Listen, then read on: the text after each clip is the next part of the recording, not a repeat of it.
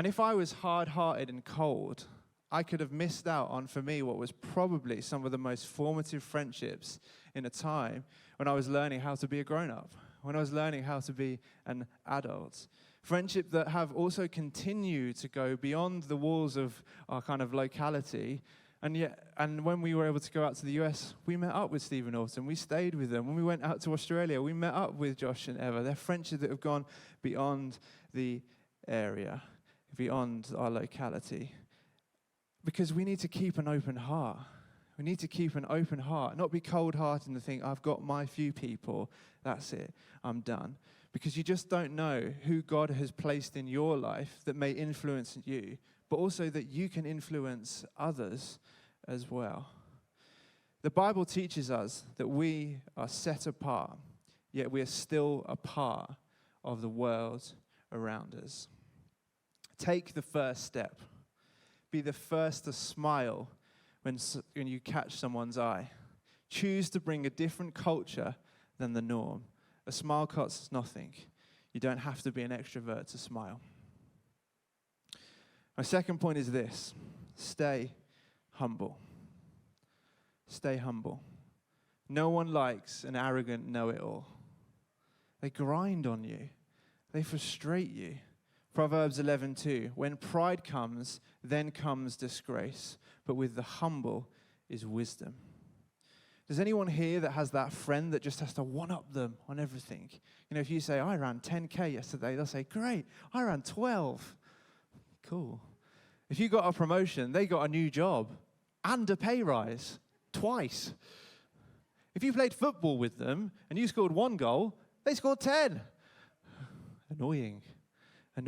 Don't be that person. Philippians 2:3, do nothing out of selfish ambition or vain conceit. Rather, in humility, value others above yourselves. This is so counter-cultural. And I think we've gotten it so wrong in society and in church. And I think we've made the self an idol. The world has taught us that if we feel something, it's correct.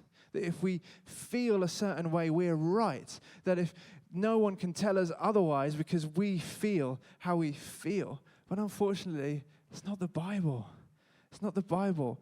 Hear me clearly on this. Don't hear what I'm not saying. I'm not saying don't value yourself. I'm not saying don't prioritize safety, healing, right rhythms of rest. I'm not saying any of those things, but I'm saying that the Bible teaches us something else. What is the golden rule? The golden rule is this. Matthew 7, verse 12. So in everything, do to others what you would have them do to you. For this sums up the law and the prophets. Have we lost this? Have we forgotten that we're supposed to treat one another as we would like to be treated? That we would like to be treated. Treat one another well. Treat one another as you would like to be treated. When you truly think about that, that's hard. That's hard because we should treat ourselves as sons and daughters of the King, as people who are chosen, who are set apart. And yet we can get distracted and forget those things about our own identity and then put our own faults and failures onto other people. And yet we need to choose a better way. God has a bigger way, a better way. My third point is this. Don't be a coward. Don't be a coward. It's a strong word. Difficult conversations, moments of awkwardness, being willing to say the things that no one else will to keep your friend on the right path. These are all part of building lasting, healthy friendships. Please don't live offended. Don't live offended. I'm sick and tired of people hearing of stories of people who've become offended, and rather than dealing with their offense, they decide, I'm going to live in it instead.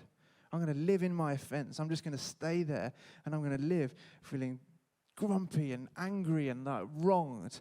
But don't do that. Deal with your stuff. Don't let it fester. Sometimes I think that we think that God's will is our preferences. That God's will is our preferences. What does that mean? Well, if we feel like it's right, then it must be what God intended for us, because he loves us after all. But that is an entirely too narrow-minded and short-sighted sentence. I've been challenged lately by the notion of God's will. I've been struck by the story of Jonah. Jonah knew he was running away. He knew he was running away, that he was leaving the path that God had asked him to follow.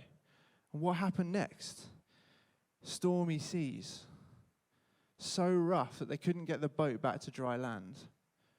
So rough that they couldn't feel like they were safe. So rough that the solution was to take Jonah and to throw him over the side. Could you imagine being in that situation? You read about it in the Bible and think, oh yeah, Jonah, the fish came and he was thrown in. Could you imagine being on a boat with relative strangers and just thinking, don't really know what to do here.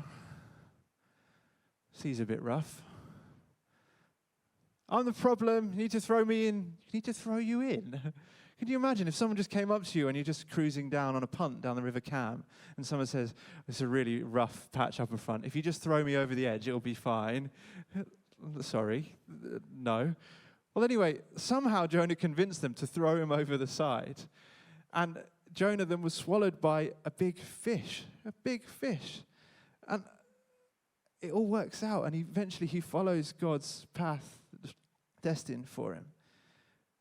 But as I hear that story, I can't help but think, maybe that resonates for some of you in this room today. Maybe you think, I'm not following where God has wanted me to follow. I'm not going where God has intended for me. I've wandered off. Maybe you've wandered off today, his path. You think, I'm not living like God has intended me to live. Maybe you think, I've got relationships today that are no longer following the path that God has laid out for you. If you enjoyed this video today, why not give it a like?